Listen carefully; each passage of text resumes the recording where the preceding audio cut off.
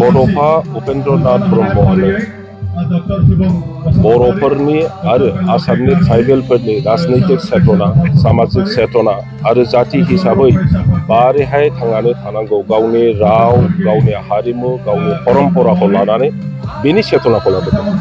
आरो बिथांनि फोरोंनाय, बिथांनि बाणीजों बर'फ्रा गोलाव बोसोर गणतान्त्रिक आन्दलन खालामदों।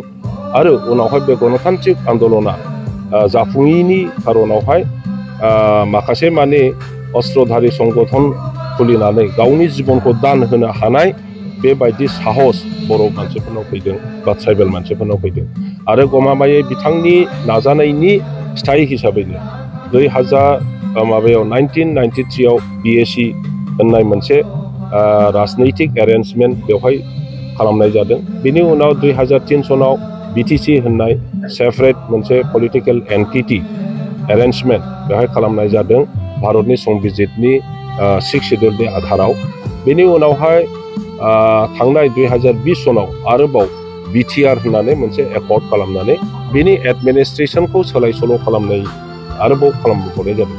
जायखियानो जाया जि एरेन्जमेन्ट फैदों बेयो गासिबो बड'फा उपेन्द्रनाथ ब्रह्मनि मावनायनि फिथाइ। जोङो बिथांनिफ्रायनो सोलोंदों जे जातिखौ बोरै सिबिनांगौ, जातियाव जोंहा थांनानै थानायनि जोंनि स्ट्रेंथआ मा, जोंनि उइकनेसआ मा, आरो बे उइकनेसखौ स्ट्रेंथआव बाहायनांगौब्ला जोङो मा मा सोलोंनो प्रयोजन दं बेफोरखौ गासिबो उपेन्द्रनाथ ब्रह्मआ जों कलेज फरायबाय थानाय समावहाय जोंखौ फोरोंलांदों। बेनि खोथा बाथ्राफोरखौ लानानैनो जोंनि जेनेरेसना गोबांथार खस्थ' लानानैब्लाबो जातिखौ गोजौआव लांनो थाखाय जोङो दिनै रात्रि जोङो सेस्था खालामदों। आरो दिनै जि जागासिनो दङ बे उपेन्द्रनाथ ब्रह्मनिनो मावलांनायनि फिथाइ। दा बे उपेन्द्रनाथ ब्रह्मआ खालि बर'फोरनिल' मावाखै, बिनि जि बुंनाय बाथ्राफोर, बिनि जि मथ', बिनि जि इडिअल'जि, फिल'सफि, बियो इउनिभार्सेल। मोनफ्रोमबो जाति गस्थि मानब समाजाव बे सोलियो बा बेखौ रोंनांगौनि प्रयोजन दं। लिभ एन्ड लेट लिभ बे बुंनाया फिसा खोथा नङा। नोङो थांनानै था, गुबुनखौबो थांनानै थानो हो। बे गिदिर मोनसे इउनिभार्सेल प्रभाब, इउनिभार्सेल मथ'। गतिके बेफोरखौ नुनानै मिन्थिनायनि उनावहाय दिनै गोरों गोरा आसामनि मानसिफ्रा बिथांखौ सनमान होदों। आरो सनमान होनानै गमामायै फरायसा सान, छात्र दिबस बा स्टुडेन्टस डे हिसाबै आसामनि सरकारा दा गथै आसामाव स्कुल कलेज जेरावबो बे दिनैनि दिनखौ फालिनो थाखाय बिथोन होदों। आरो आसामाव गुबुन गुबुन जायगायाव कलेज स्कुलफ्राव दिनै बेखौ छात्र दिबस हिसाबै, फरायसा दिन हिसाबै फालिगासिनो दङ। बेयो जोंनि गोग्गानायनि बाथ्रा, उपेन्द्रनाथ ब्रह्मखौ सनमान होनायनि बाथ्रा। बिथांनि जि मोन्थोर दङ गेरेमसा माहारि दानाय बे माबायदि जाफुंखो आरो बेसेबां नांबावगौ होननानै नोंथाङा सानो? गेरेमसा हारि दानायनि जि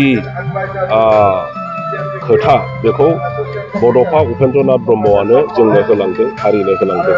आरो गमामायै बर' हारिया मोनसे गिदिर हारि, बेहा गावहानो राव, हारिमु, संस्कृति गासिबो दंजोबो। दा गोबां खारनावहाय गोलाव बोसोर धरिलक more than 1000 years जोङो मोजाङै जोंनि राव हारिमुखौ पृथिबियाव दिन्थिलांनो हायाखै। बेखायनो आन्दलन जाफिनदों।